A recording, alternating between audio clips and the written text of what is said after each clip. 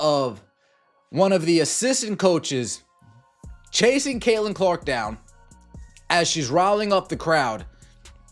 And it seems like she's getting scolded, reprimanded, told, hey, all that hyping up, don't do that. Don't do it. Let's take a look here first.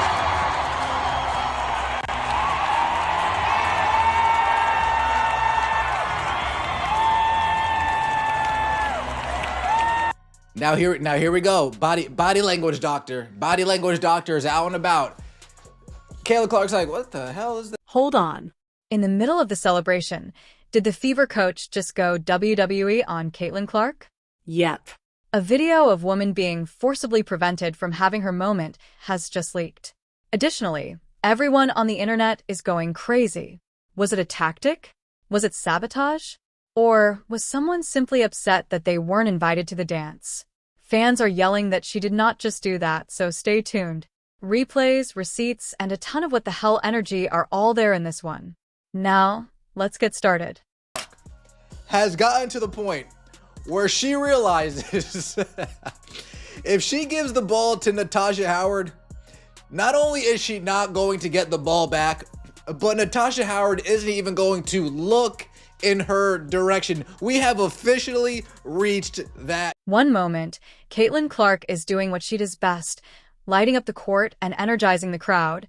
And the next, her coach acts like the celebration police, forcibly dragging her back as if she had just attempted to jump a TSA checkpoint with an open bottle of water.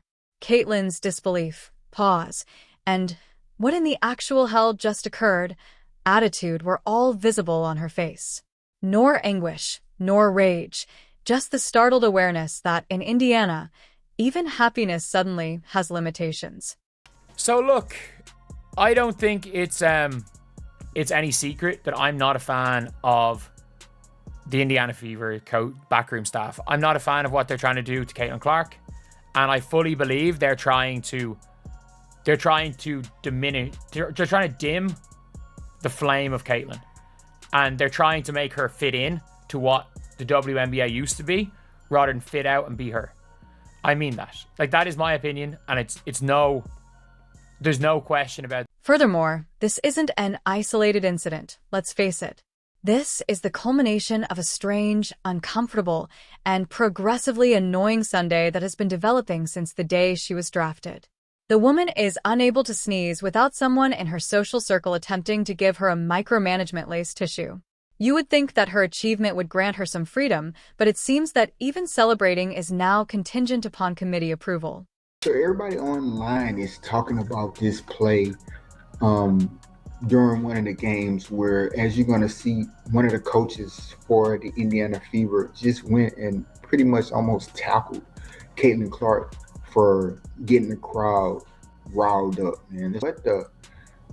Why is she doing it? And I want to say that's this lady right here, Karima Christmas Kelly, one of the assistant coaches. And as you seen right there, she just seemed to have went and grabbed the Caitlin Clark as Caitlin Clark was trying to get the team, the crowd amped up for a big time game. And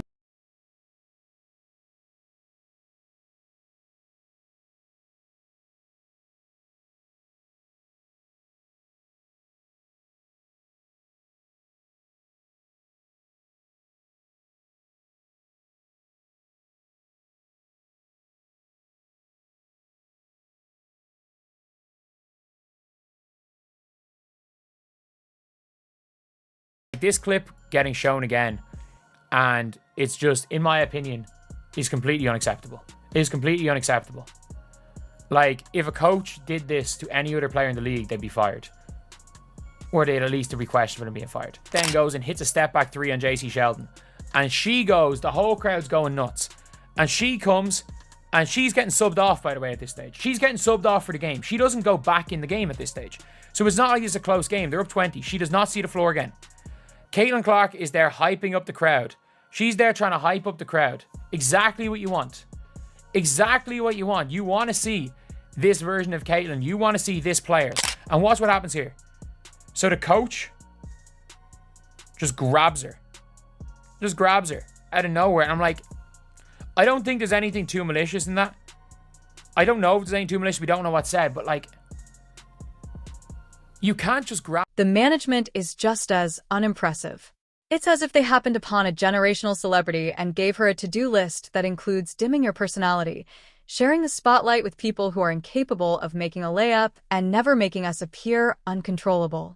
It wasn't just to shoot threes that Caitlin Clark was brought in. She was called in to alter the course of events.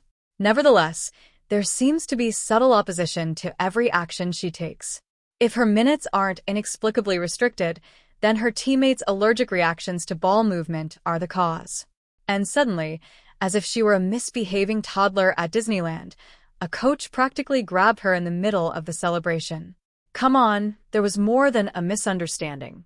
That really killed the ambience. Remember that this girl has been entertaining audiences since she was in college. She has a thing for it. It functions. It provides vigor, drive, and enthusiasm. The hospital staff appears to prefer that she rejoice quietly in a dark room with a librarian applauding softly in the background rather than leaning into it. You would believe she violated the rules.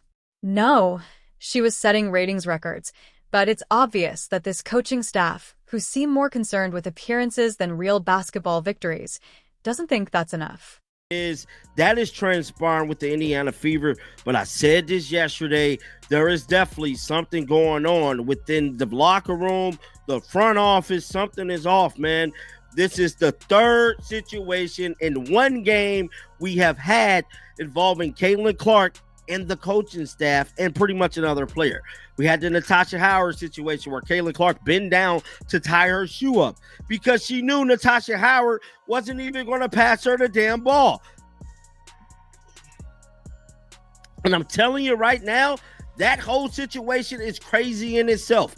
Ever since DeWanna Bonner been gone, they have simply turned this thing into the Natasha Howard team. Let's not act as though this is about teamwork, discipline, or whatever catchphrase is being used.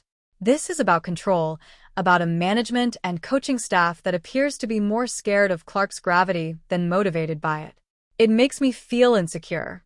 It's being ill-prepared. It says, we weren't ready for someone this huge, so now we're going to shrink her down to size. It's strange.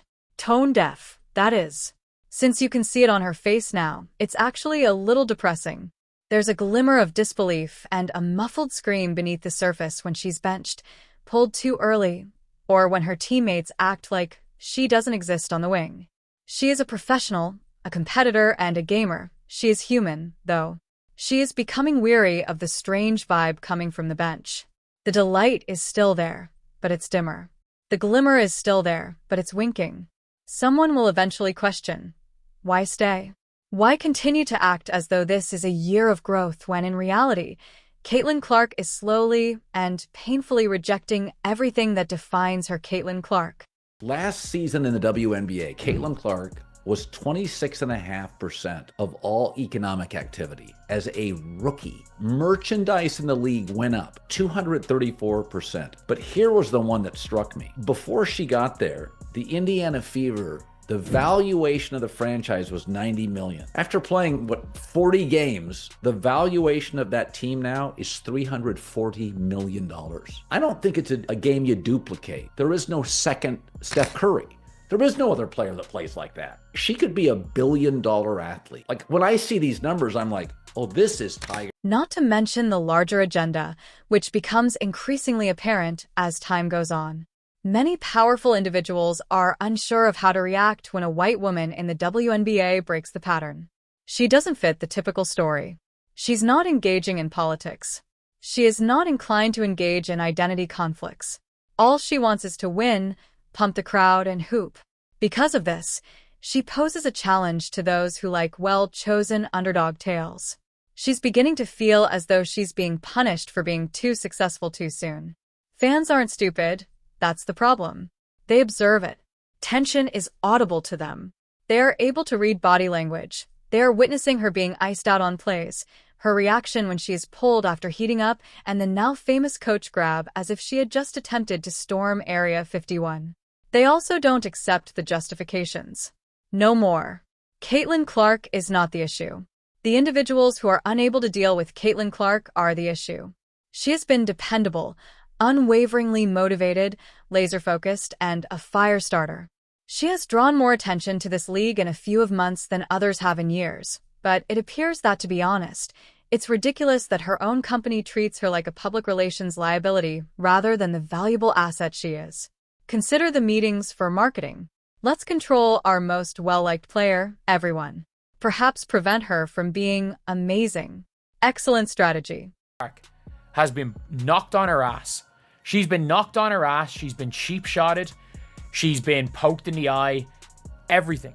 They have beat the Connecticut Sun. This is a month ago nearly.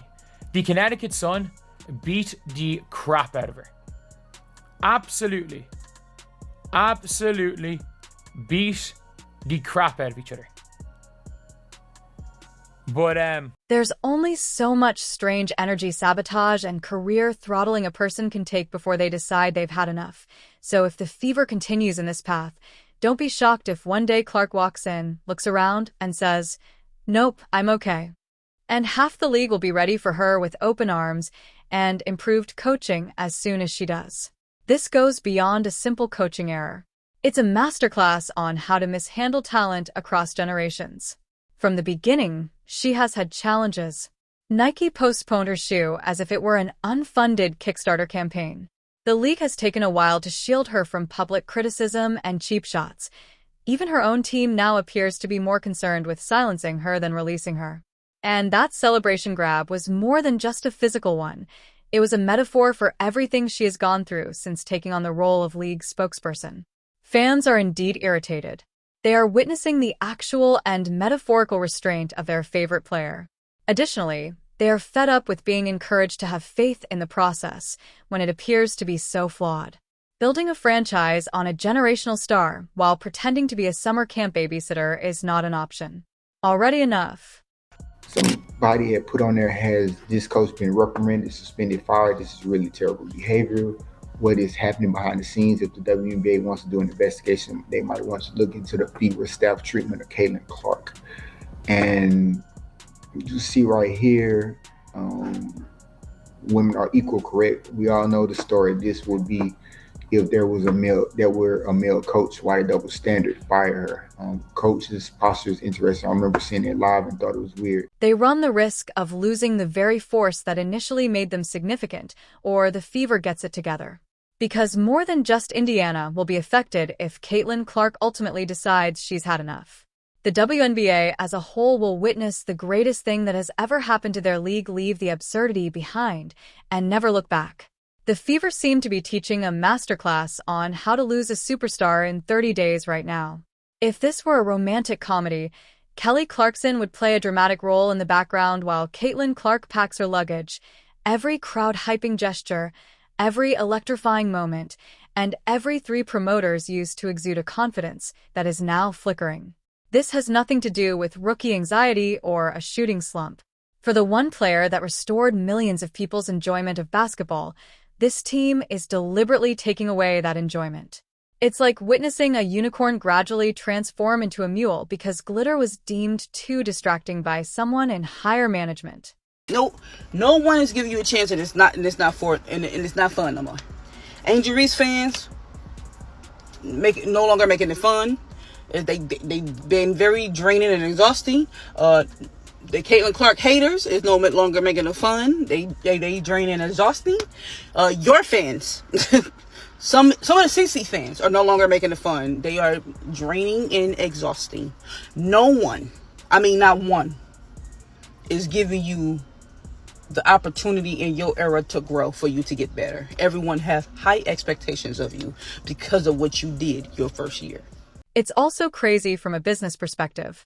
There isn't a single formula, algorithm, or PowerPoint presentation that can defend suppressing Caitlin Clark. She is more than a mere performer. She has a jump shot, is a media magnet, a brand, and a cash generator. But now their clipboard is being held by the Fever. Maybe if we give her a bit more pressure, she won't smile at all.